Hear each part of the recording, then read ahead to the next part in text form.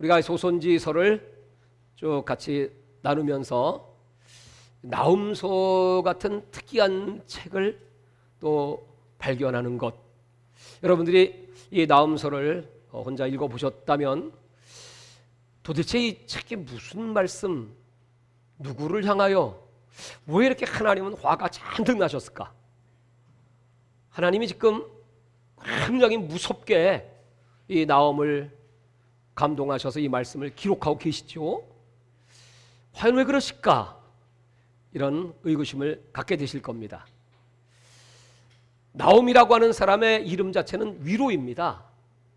위로라는 이름을 가진 사람이 위로의 내용이 아닌 하나님의 심판, 하나님의 경고, 그리고 멸망, 아주 그것도 잔인하게 또는 악랄하게 하나님께서 복수하신다, 보복하신다, 하나님은 진노하셨다, 화나셨다, 멸망시킬 것이다, 이런 내용으로 가득 차 있는 책이 바로 나훔소입니다.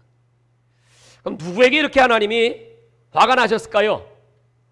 오늘 이 나훔소는 바로 아수르, 니느웨에 대한 말씀입니다. 이 아수르 니느웨에 대하여 말씀을 전한 선지자가 또 있었지요. 유명한 요나이죠. 요나도 역시 이 니느웨에 대한 메시지를 선포했는데 요나서와 이 나훔소는 전혀 다르죠. 요나의 메시지를 듣고 그 당시에 니느웨 사람들 모두가 회개했습니다. 왕부터 모든 백성, 짐승들까지. 그래서 하나님은 진노를 거두셨죠. 그리고 그들을 용서하셨습니다. 근데 그로부터 지금 이 나훔소의 배경은 약 100년 내지 150년의 시간이 경과하게 됩니다. 그동안에 무슨 일이 일어났을까요? 역시 아수르 백성들, 원래 이 사람들은 포악한 사람들이었죠. 지난 시간에 말씀드리기를 이들은 전쟁에 포로들을 잡아 죽이고 또 팔다리를 자르고 이 팔 하나만 남겨놓고 그걸 질질 끌고 다니고 모가지를 잘라서 그 아들이나 그 아내 보고 그것을 나무에 꿰서 매 들고 다니든지 아니면 줄로 매서 끌고 다니든지, 그래서 온 시내를 다니면서 사람들에게 보여라, 얼마나 잔인합니까? 껍질을 벗겨서 나무에 매달아 놓든지 이런 사람들이었습니다. 그게 이제 요나 시대에 있었던 아수르의 죄악인데 그것을 하나님이 회개하면 용서하신다고 그랬잖아요. 그래서 용서받은 그들이 그 이후로 변화됐는가?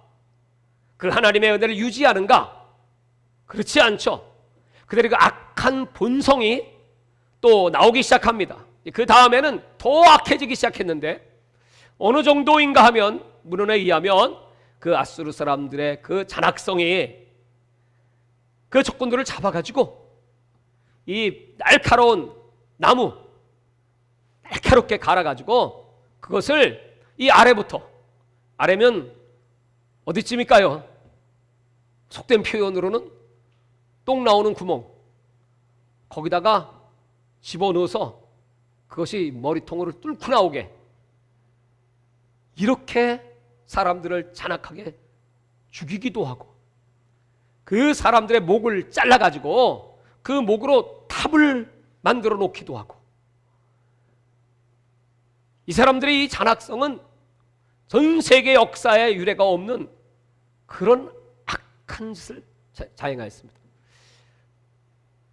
그들이 그때 당시에 그 중동 지방, 지금 이라크, 이란, 또 남쪽으로 이집트까지 거대한 그 중동의 초생딸 지역이라고 합니다.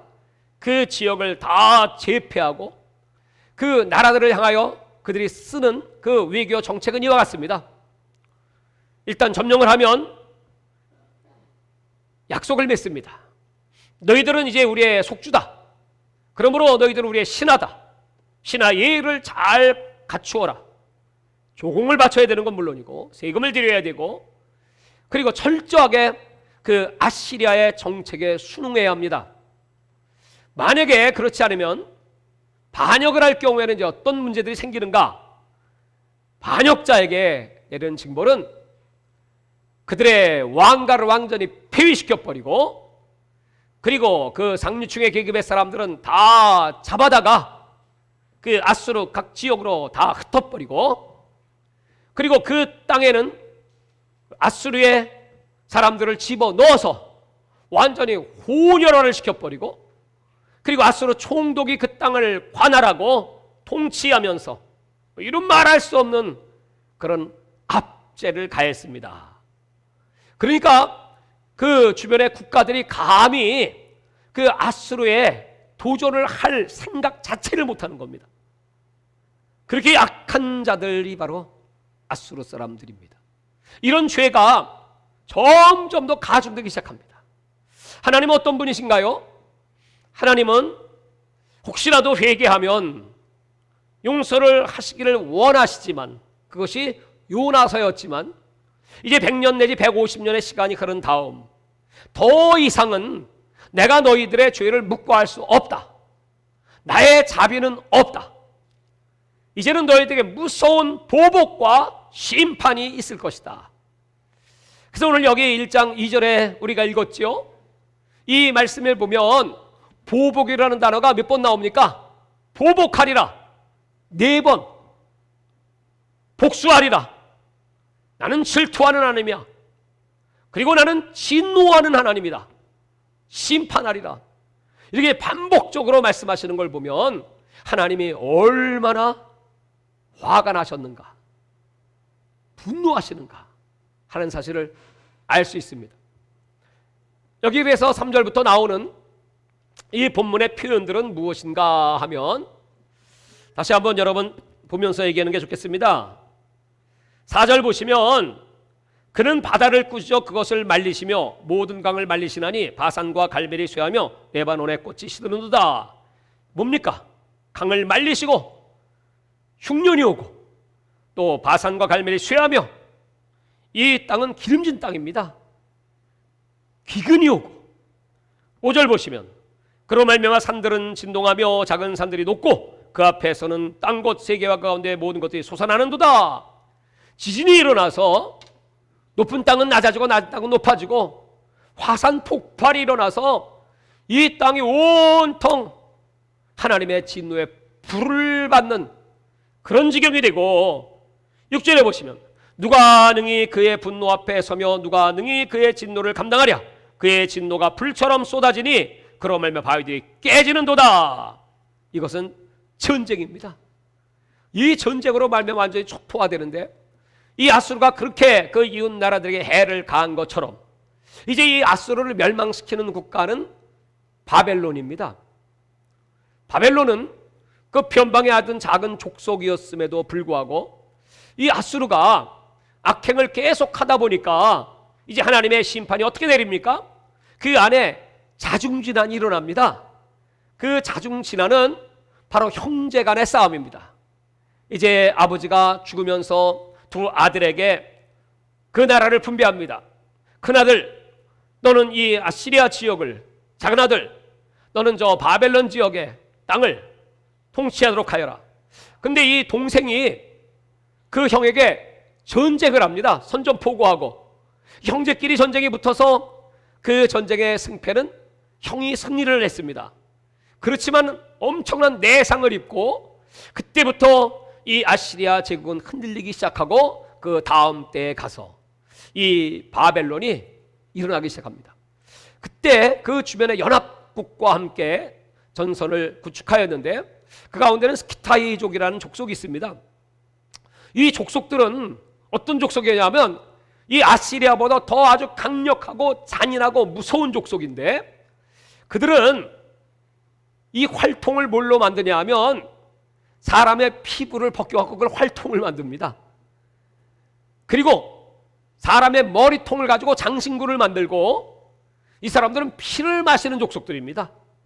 이 무서운 족속들이 이 바벨론과 연합을 해가지고 이 아시리아를 공격하는데, 그때 수도가 니느웨였습니다.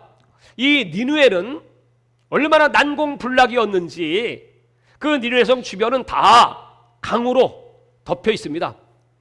그 강의 깊이는 18m, 강의 넓이는 46m, 그러니까 적군이 감히 접근을 할 수가 없는 거죠.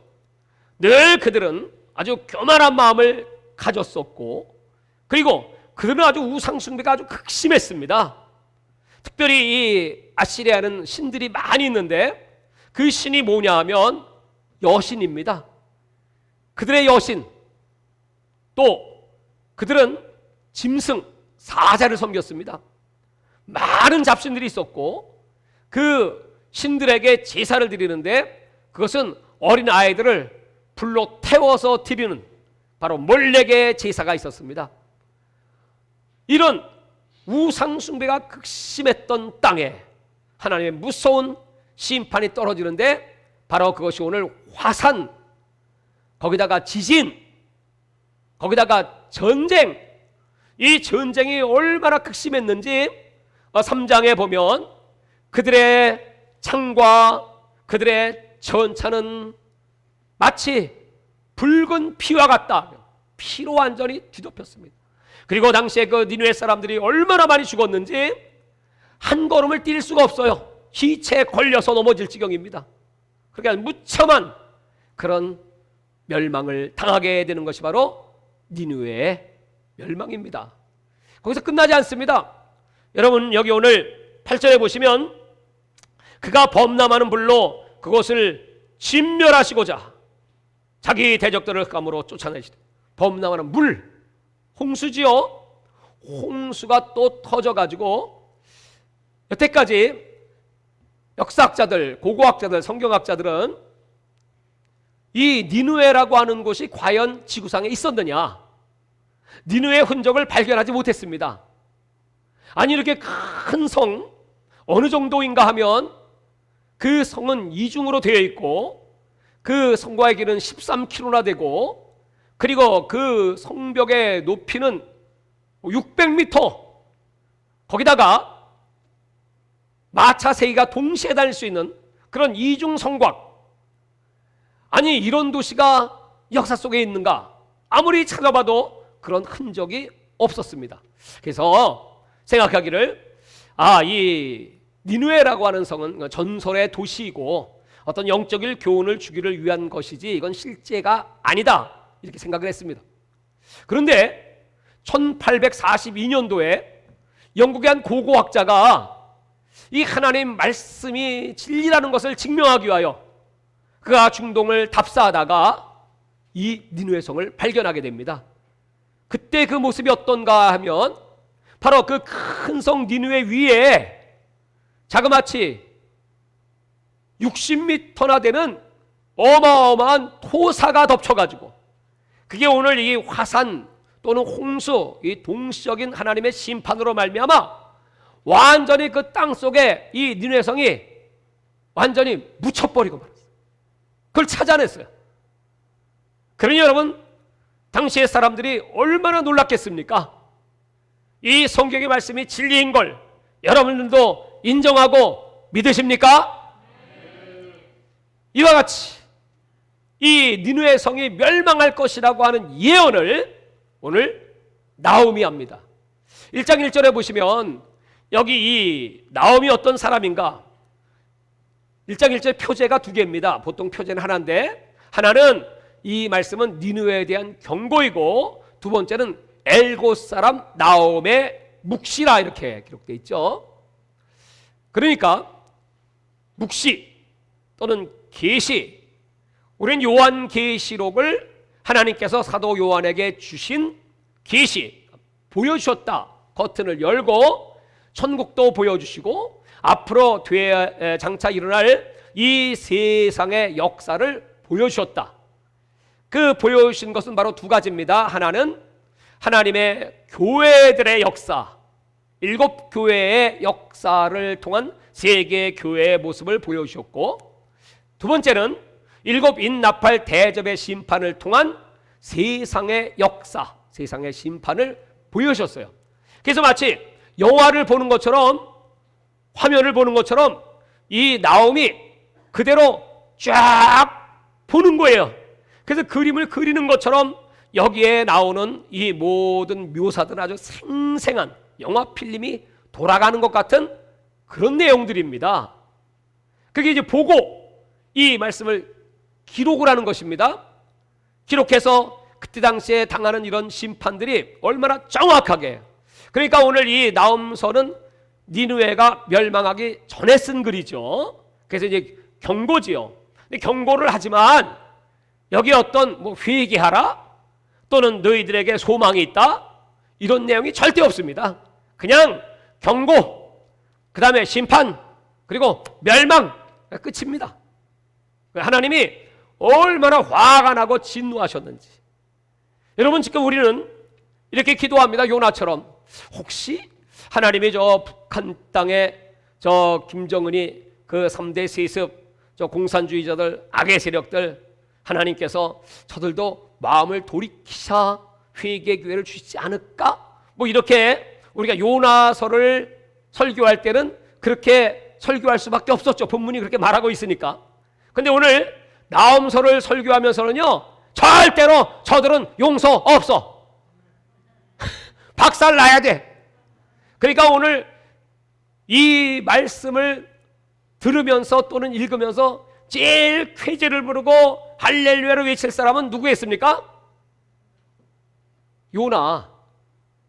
요나가 살아있다면 아마 얼마나 기뻐했겠습니까?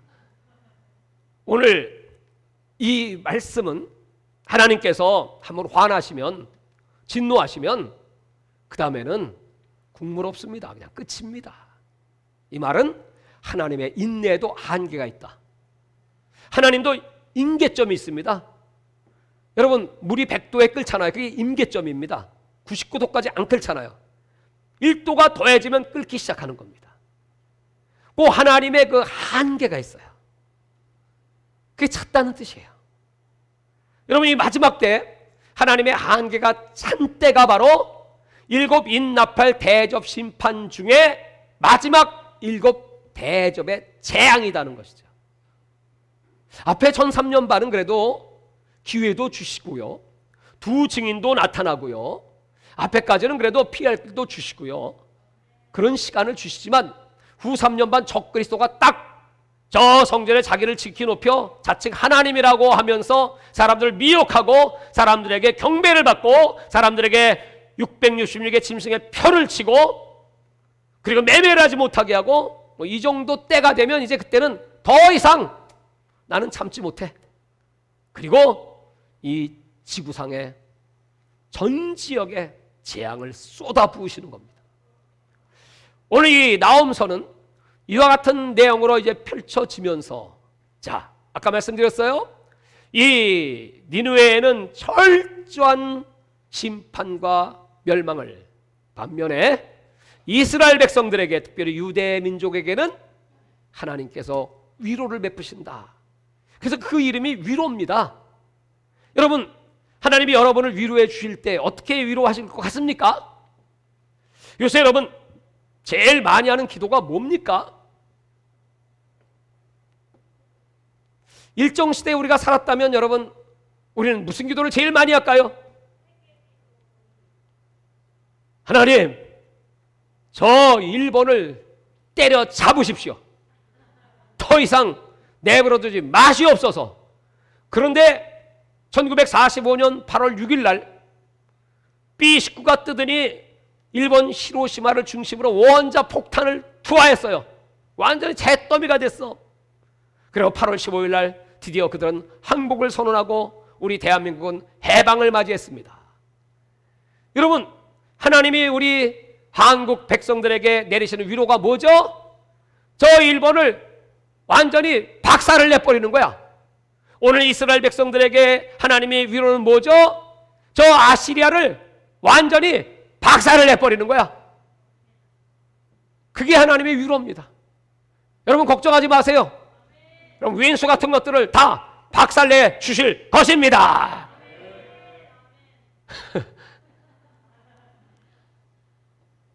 그래서 여기 이 3절에 보면 여호와는 노하기를 더디하시며 권능이 크시며 벌받을 자를 결코 내버려두지 아니하시느니라 이렇게 말씀했고, 7절을 보시면 여호와는 선하시며 환난 날에 산성이시라. 이건 누구에게?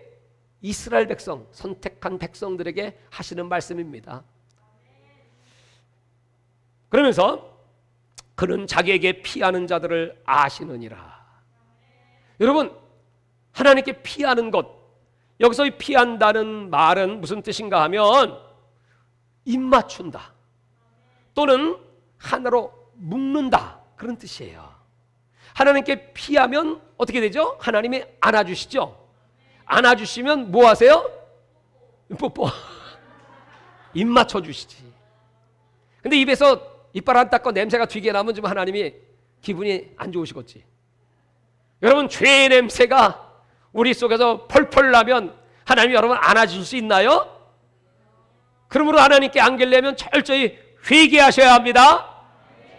용서받고 예수의 피로 깨끗함 받고 청결해야. 그래서 예수님이 묶어주시는 거예요. 사랑의 띠로, 성령의 띠로 묶어주시는 거예요. 하나님은 그런 자들을 아세요. 하나님은 절대로 속지 않으세요. 누가 알곡인지, 누가 찍정인지, 누가 믿음이 있는지, 누가 믿음이 없는지 다 아세요.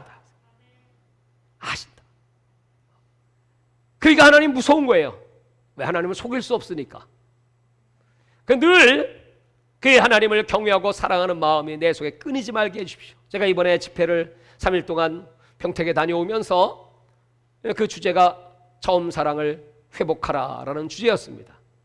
그 첫사랑을 회복하기 위해서는 요 나를 잡아야 합니다.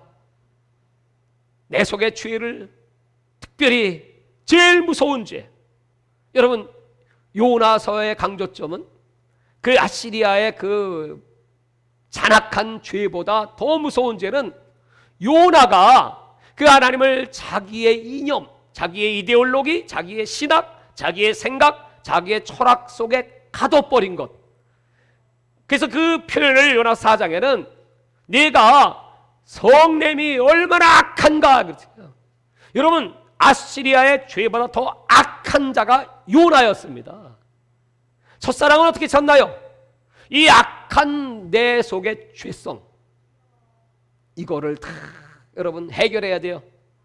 나의 죄를 씻기는 무엇으로? 예수의 피밖에 없네. 우리가 죄가 없다고 하면 하나님을 거짓말쟁이로 만드는 거예요. 그래서 우리가 철저히 회개하고 예수의 보혈로 죄를 씻고 깨끗한 몸과 마음으로 하나님 앞에 나갈 때 내가 너를 아노라 하고 맞아주시는 것입니다. 여기 11절에 보시면 여호와께서 악을 꾀하는 한 사람이 너희 중에 나와서 사악한 것을 고안하는도다. 여호와께서 같이 말씀하시기를 그들이 비록 강하고 많을지라도 반드시 멸절당하리니 그가 없어지라. 내가 전에 너를 괴롭혔으나 다시 너희를 괴롭히지 아니할 것이라. 여러분, 이 아시리아의 죄가 뭐냐 하면 첫째는 교만한 죄였다고 말씀드렸고, 두 번째는 우상 숭배의 죄. 그럼 그 우상 숭배를 누가 일으키고 누가 이 백성들을 미혹시키고 죄악 길로 끌고 갔냐 했더니 바로 한 사람. 그 악을 꾀하는 한 사람이 누굽니까? 여기 이 니느웨 지방, 당시에 그 아수르가 점령을 했던 그 지역들은 이미 창세기 10장에 그 유명한 니무롯이 점령했던 땅이고, 그 니무롯은 적그리스도의 표상이죠. 그 니무롯이 한 일은 바벨탑을 쌓고 그리고 흩어짐을 면하고 하나님과 대적하겠다는 것이었습니다. 바로 오늘 그 DNA가 그대로 이 아시리아에 흐르고 있죠. 그래서 그 아시리아의 그 한 사람, 그 왕이 말이죠. 그게 어떻게 이렇게 강력한 힘을 가질 수가 있겠습니까? 그 힘을 가지고 이 백성들을 악한 길로 이끌어가는 것이었습니다. 바로 이것은 후일에 닥칠 미래에 이 땅에 다시 등장할 니무롯의 후예, 아시리아의 왕 같은 그런 아주 잔악한 왕이 등장할 것이다. 그때는 이 중동 지방이었지만 이제 앞으로 이 땅에 등장할 왕은 전 세계를 중심으로 패권을 거머쥐고 앞지 않은 그런 악한 왕이 등장하게 될 것이다는 예표입니다. 우리는 그 악한 왕, 그가 바로 적그리스도임을 알고 있고, 그가 이 땅에 자기의 세력권을 다 이미 확장했고 다 정사, 권세, 왕들 거기다 경제 다 장악하고 있고 이 쌍 만물이 다 이 자기 겁니다. 그건 이미 합법적으로 저 마귀가 예수님을 시험할 때 이 마귀가 그랬죠. 이 땅은 내게 넘겨준 거야. 아담이 패함으로 말미암아 사탄은 세상 권세를 가지고 있습니다. 그 세상 임금입니다. 임금. 그가 이제 마지막에 펼쳐질 일들 그리고 그가 어떻게 멸망할 것인가 하는 것을 나홈서는 미리 가르쳐주고 있죠. 그때 그들의 죄악은요 어떻게 우상숭배를 시켰습니까? 그들의 신은 여신이었다고 했죠. 그리고 그 신은 달신입니다. 달신. 지금도 이슬람 지방에는 달이 그들의 국기에 다 그려져 있죠. 그리고 그 여신이 하는 일은 뭐냐 하면 바로 음녀의 역할입니다. 요한계시록에 기록된 음녀. 그 음녀는 세상의 종교들을 전부 혼합을 시켜가지고 그래서 음란한 그 여신들이 하는 그 여제사장 이 음녀들이 하는 일은 바로 이렇게 우상 숭배를 하는 것과 동시에 그리고 또 그 성행위를 그들의 성전에서 합니다. 그래가지고 온 나라 온 백성 이 종교를 다 수출을 해가지고 그것이 이제 이스라엘까지 막 들어가게 되죠. 그들도 똑같이 결국 그 사마리아 북이스라엘은 혼혈족이 돼버리고 그들의 우상을 다 받아들이므로 그래도 순수했던 남쪽 유대 사람들은 그 사마리아 사람을 이방인 개처럼 여겼죠. 이미 그렇게 혼혈족이 되어버렸으니까. 그랬던 역사가 바로 이 나홈서 시대의 역사입니다. 자, 우리 좀 더 보도록 하죠. 오늘 나홈서의 이제 중요한 핵심 구절이 1장 15절입니다. 15절을 같이 한번 읽겠습니다. 시작. 볼지어다 아름다운 소식을 알리고 화평을 전하는 자의 발이 산 위에 있도다. 유다야 내 절기를 지키고 내 소원을 갚을지어다. 악인이 진멸되었으니 그가 다시는 내 가운데로 통행하지 아니하리로다 하시니라. 여기 보면 이 아름다운 소식을 알리고자 화평을 전하는 자, 아름다운 소식, 은혜, 아름다운 소식, 해방, 아름다운 소식, 자유. 바로 이 유대 백성들에게 이제 자유를 줄 것이다. 이 아름다운 소식을 너희들은 듣게 될 것이고 그 아름다운 기쁨을 누리게 될 것이고 그리고 저들은 진멸될 것이다. 그런 이제 예언을 지금 이 나홈이 하고 있는 거죠. 자, 그러면서 2장으로 한번 넘어가죠. 여기 1장은 이 당시에 그 니느웨 시대에 심판이 선언되는 것이었고 이제 2장으로 넘어가면 그들이 심판이 실행되는 겁니다. 그리고 3장으로 넘어가면 그들이 심판을 받아야 되는 이유가 기록되어 있습니다. 여기 이제 어떻게 하나님이 심판하시는가 구체적으로 한번 보시면요 이와 같습니다. 3절 보시면 이게 전쟁인데 그의 용사들의 방패는 붉고 그의 무사들의 옷도 붉으며 그의 항어를 버리는 날에 병거의 쇠가 번쩍이고 노송은 나무 창이요 요동한도다. 이것이 이제 바벨론 군에 의해서 온통 이제 피바다가 될 것을 말씀하고 있고요. 4절 보시면 그 병거는 미친 듯이 거리를 달리며 대로에서 이리저리 빨리 달리니 그 모양이 횃불 같고 빠르기가 번개 같도다. 그리고 여러분 6절에 보시면 강들의 수문이 열리고 왕국이 소멸되며 이 강은 티그리스 강을 말하는 것인데 이 적군들이 들어와 가지고 이 니느웨 성의 성문을 열어버립니다. 수문을 열어버리니까 그 물이 막 들이닥쳐 가지고 이 니느웨 성이 막 수몰돼 버리는 그런 장면도 지금 얘기하고 있습니다. 그러니까 이 예언들이 이건 지금 일어나기 전에 한 얘기인데 그대로 다 이루어지는 거죠. 그 다음에 등장하는 것은 정한 대로 7절입니다. 와우가 벌거벗은 몸으로 끌려가니 그 모든 시어들이 가슴을 치며 비둘기같이 슬피 우는도다. 뭡니까? 그 아수르 그 권세 있는 왕의 아내들이 얼마나 많이 있겠습니까? 그 애첩들이 얼마나 많습니까? 그 왕후들을 다 잡아가지고 빨개를 벗겨가지고 끌고 가요. 무참하게 잡아 죽이고요. 이런 수치와 부끄러움을 당하게 되는 것입니다. 자, 그 다음으로 보시면 여러분 이제 12절에 보십시오. 숫사자가 그 새끼로의 먹이를 충분히 찢고 이 수사자는 당시 그 아수르에 숭배하는 짐승입니다. 이런 짐승들의 이제 멸망. 그래서 결국 3장 1절에 화에서 피의 성이 되고 그 안에서 거짓이 가득하고 포악이 가득하며 탈취가 떠나지 아니한도다. 이들은 얼마나 강포한 자들이었는지 그 강포가 심판을 받고, 여러분 2절과 3절에 보면 이것은 아주 당시의 전쟁의 모습이 아주 너무 생생하게 묘사됩니다. 휙휙하는 채찍 소리, 윙윙하는 병거 바퀴 소리, 뛰는 말, 달리는 병거, 충돌하는 기병, 번쩍이는 칼, 번개 같은 창, 죽임을 당한 자의 띠, 죽음의 큰 무더기, 무수한 사람이 시체여 사람이 그 시체에 걸려 넘어지니. 여러분, 이 정도로 이 니느웨는 초토화됩니다. 그들이 행하는 그 악행대로 그대로 하나님 다 갚아줘요. 여기 이제 4절에 아주 무서운 말씀이 있습니다. 이는 마술에 능숙한 미모의 음녀가 많은 음행을 함이라. 음녀가 등장하죠. 그가 그의 음행으로 여러 나라를 미혹하고 그의 마술로 여러 족속을 미혹하느니라. 여기 음녀. 이 음녀의 이름이 이난다라고 합니다. 이난다. 이 이난다가 이제 후일에 전 세계 모든 종교를 장악하는 그 여신입니다. 그 가운데 대표적인 여신이 어떤 여신이 있을까요? 마지막 때 전 세계를 종교로 통합하고자 하는 시도가 지금 이루어지고 있죠. 그들이 섬기는 신이 무엇입니까?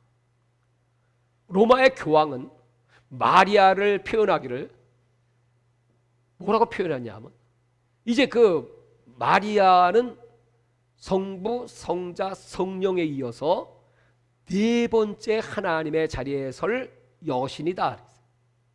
여신.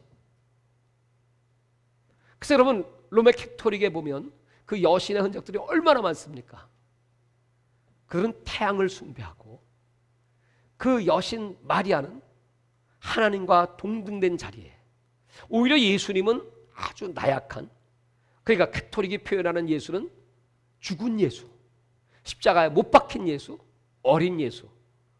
근데 그 마리아는 그 어린 예수를 가슴에 품고 있는 어머니, 하나님의 자리에 올라 있는 것입니다. 이것이 아수르부터 이제 시작되는 것입니다. 이 죄악이 얼마나 무섭게 전 세계를 강타하고 있는지. 지금도 여러분 전 세계 캐토릭이 얼마나 왕성합니까? 그리고 그 여신을 숭배하는 자들이 얼마나 많이 있습니까? 이것이 이제 심판을 받게 된다는 것이죠.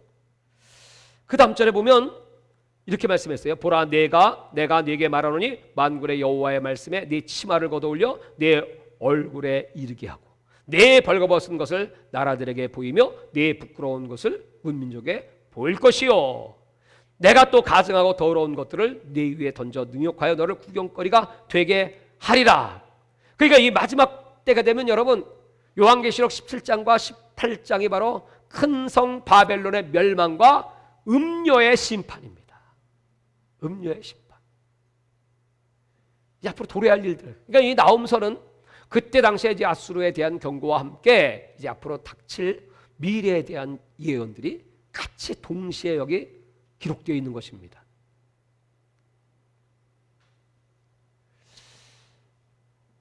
세상의 종교들은 지금 거의 대동소이합니다. 그래서 종교다원주의라고 하는 것은 하나님 앞에 가는 길은 여러 가지고 저 남산에 올라가기만 하면 되는 거지. 이태원으로 가든 한남동으로 가든 보광동으로 가든 꼭대기만 가면 된다. 종교도 불교를 믿던 이슬람을 믿던 유교를 믿던 유대교를 믿던 기독교를 믿던 하나님께 가는 길은 하나다. 거기 가면 다 하나님 안에 하나가 된다. 이렇게 얘기하는 것이 바로 종교 통합입니다. 그 중심에 바로 여신이 있죠. 지금 우리는요, 무서운 환난과 고난의 시대를 통과하고 있습니다. 이것이 과연 무엇 때문일까? 여러분, 북한이 저렇게 공산주의 나라가 되고 70년 깜깜한 암흑의 세계가 된 이유가 무엇입니까? 원래 이 평양은 동양의 예루살렘이었습니다. 그 장대한 교회에서 어마어마한 부흥이 일어났죠. 거기 길손주 목사님 또는 외국 선교사님 들어와서 대부흥을 일으켰습니다.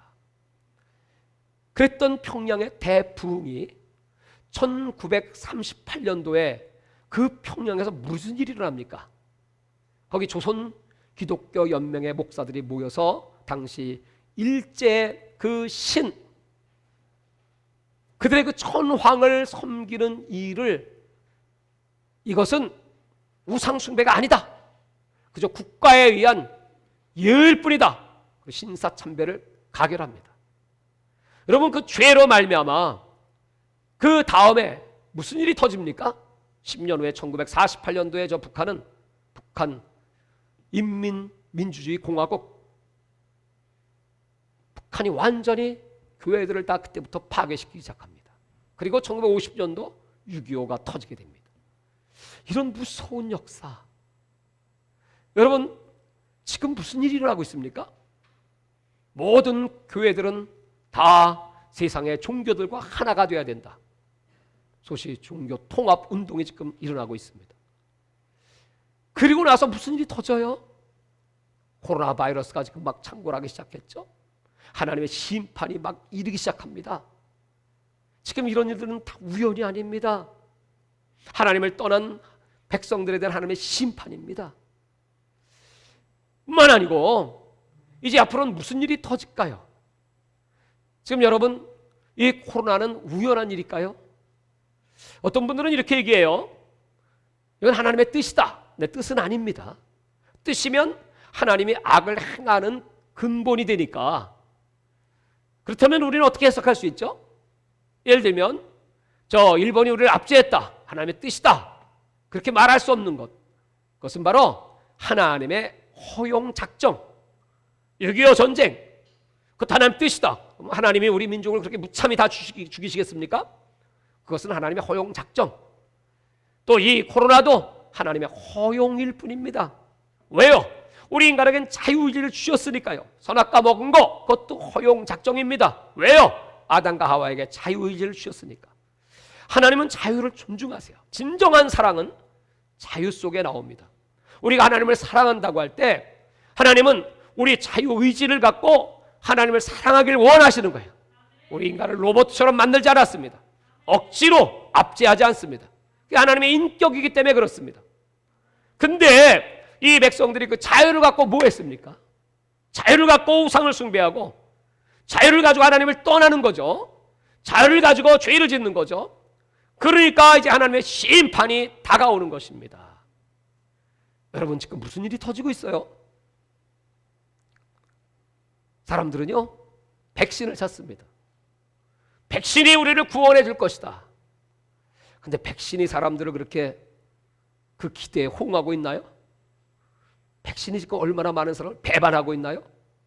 우리나라에만 벌써 800명 이상이 백신 맞고 죽었습니다. 제가 드리는 말씀은 신문에 다 난 겁니다.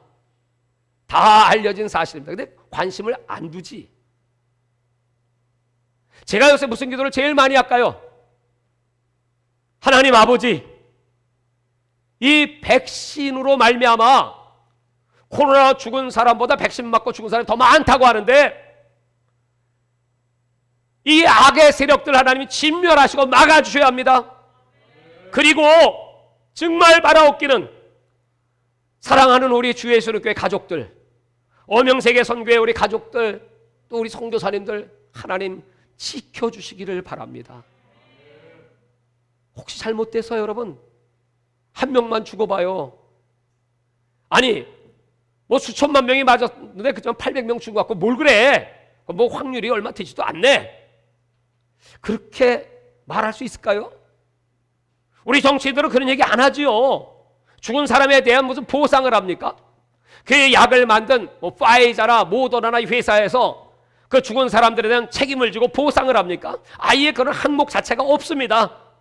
너희들이 맞고 싶어 맞은 거지 우리 책임 못 져. 그렇게 말하지 않습니까? 근데 여기서 끝나지 않습니다.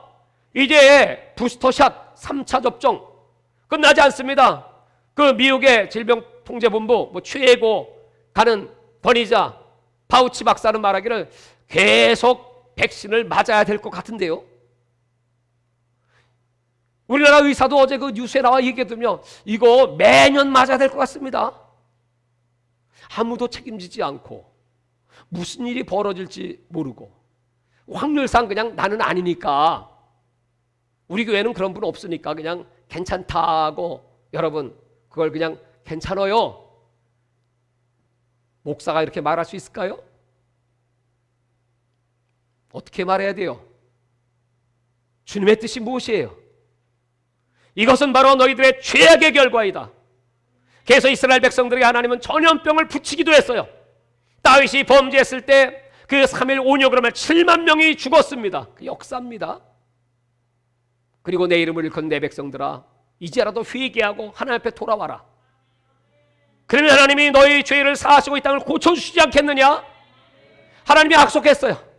우리가 하나님을 잘 믿고 하나님을 의지하면 하나님께서 우리 속에 유전자를 강하게 하시고 면역체계를 강력하게 하시고 무슨 바이러스든지 독이 들어와도 다 예수 이름으로 깨끗한 받을 지어다, 이렇게 말씀하시지 않겠습니까? 지금 여러분 그렇게 허무하게 죽은 가족들은 그 마음이 어떻겠어요?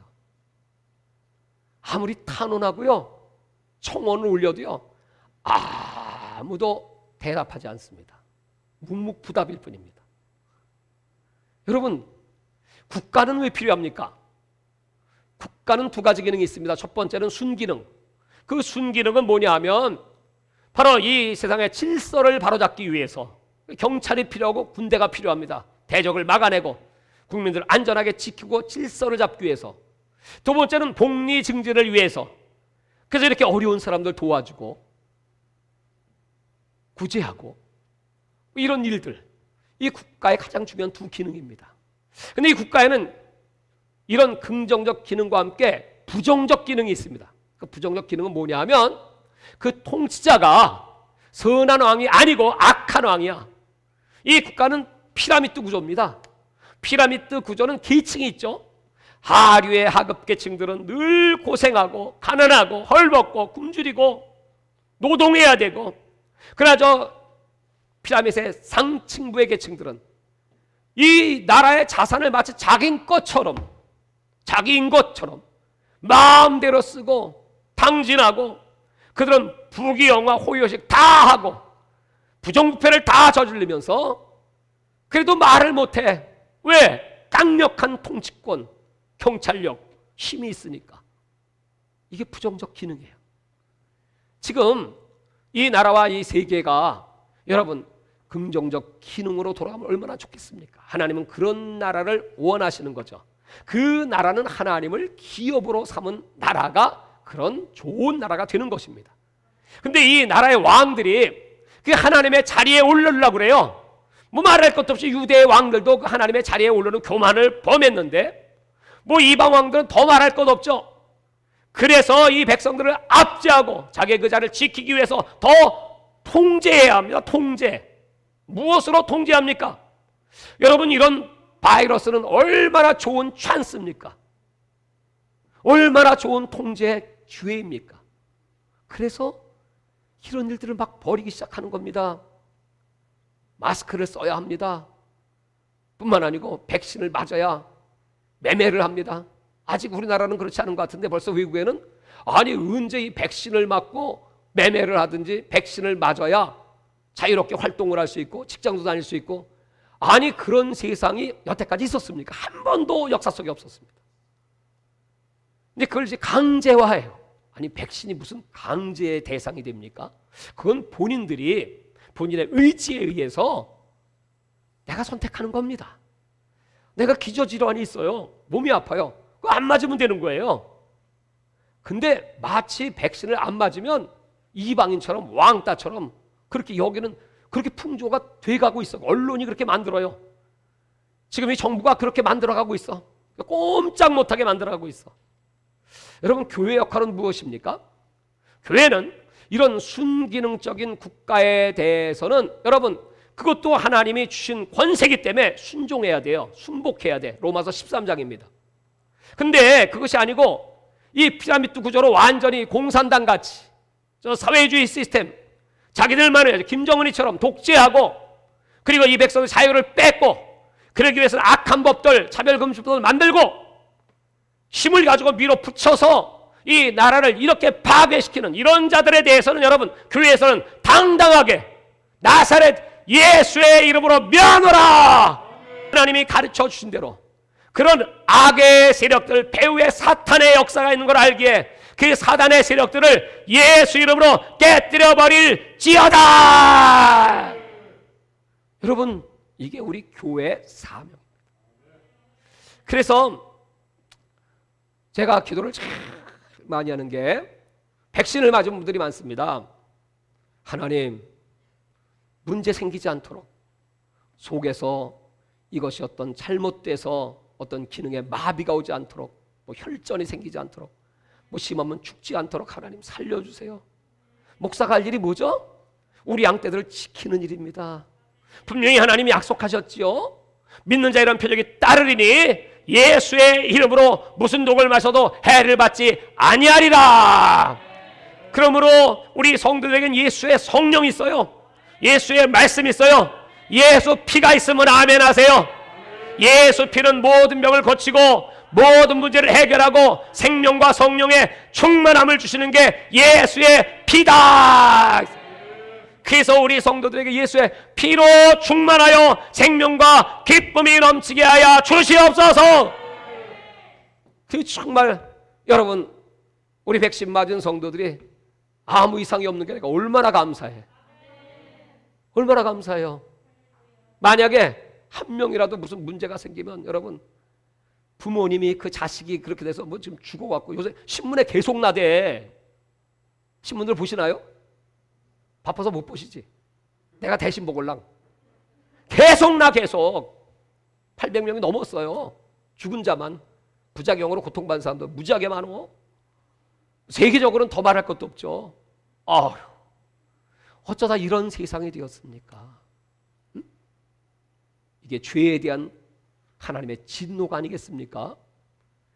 그러므로 하나님 우리 성도들은 지켜주시고요, 보혈로 깨끗하게 해주시고요, 앞으로 남은 인생 건강하게 살게 하여 주옵소서. 그리고 주님이 주신 이 시간 하나님 나라 복음을 위하여 더 힘차게 전진하고 달려가게 하여 주시옵소서. 하나님이 주신 면역력, 하나님이 주신 우리 DNA 속에 그 하나님의 그 놀라운 창조적인 힘, 생산적인 능력, 예수의 보혈의 능력이 모든 죄를 사하고 모든 질병을 다 고치고 여러분 건강하게 능력 있게 하나님의 일하시기를 주의 이름으로 축원합니다. 이게 교회의 일이다 이 말이에요. 교회의 일.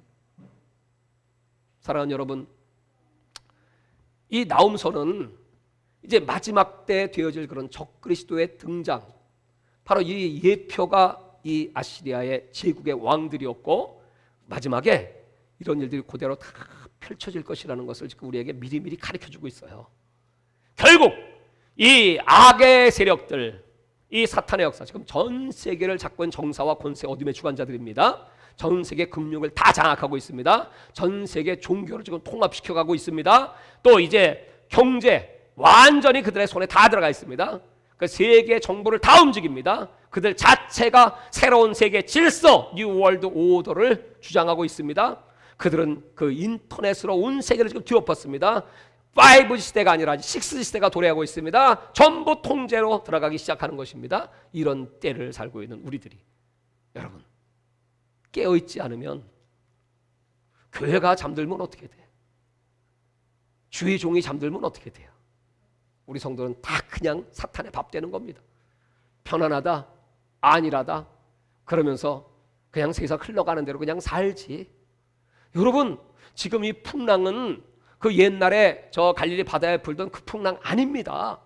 베드로와 그 제자들이 여태까지 우리 경험으로 이거 이래서 잠잠해 고기 잡고 늘 경험했던 그 풍랑 아닙니다. 이건 광풍, 메가톤급, 저 바울이 맡은 유라굴로 광풍이 지금 막 몰아닥치고 있습니다. 이거는요 내 경험으로 지식으로 뭐 어떻게 인간적인 방법으로 과학의 힘으로 해결 못합니다. 이건 딱 하나, 나사렛 예수의 이름으로 주무시는 예수를 적극 흔들어 깨워야 돼요. 예수님 일어나세요. 예수님 살려주세요. 해봐요. 예수님 일어나세요. 살려주세요. 지켜주세요. 여러분, 지금 그렇게 해야 될 때예요.